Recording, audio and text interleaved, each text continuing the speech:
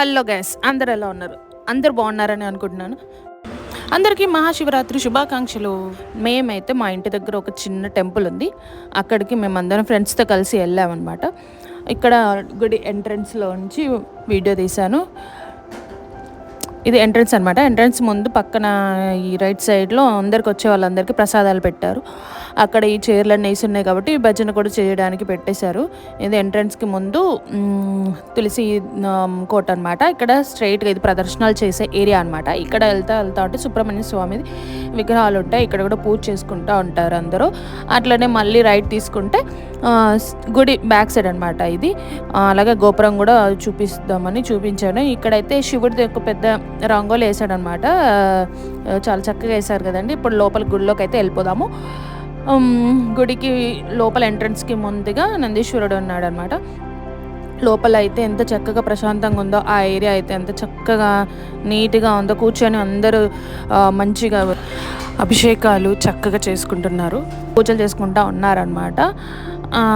అభిషేకాలు అందరూ పాలతో, నీళ్ళతో, కొంతమంది నెయ్యితో, చక్కెరతో అన్నిటితో చేసుకుంటూ ఉన్నారు. నాకైతే చాలా చక్కగా అయితే దర్శనం అయింది. మంచిగా నేనైతే అభిషేకం కూడా చక్కగా చేయించుకున్నాను. అలాగే మా వాళ్ళందరూ కూడా వరుస పెట్టి వచ్చేస్తూ ఉన్నారు. డ్యూటీ నుంచి వచ్చేసామన్నమాట మేము.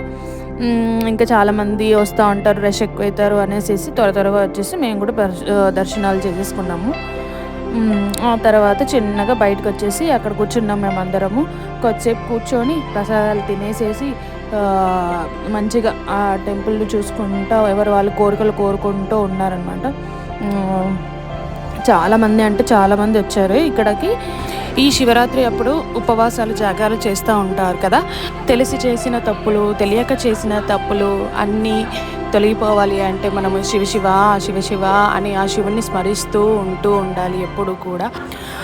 ఓం నమః శివాయ. మీ అందరికీ నా వీడియో నచ్చినట్లయితే సబ్స్క్రైబ్ చేయండి, share, like and comment. Bye. ఓం నమః శివాయ.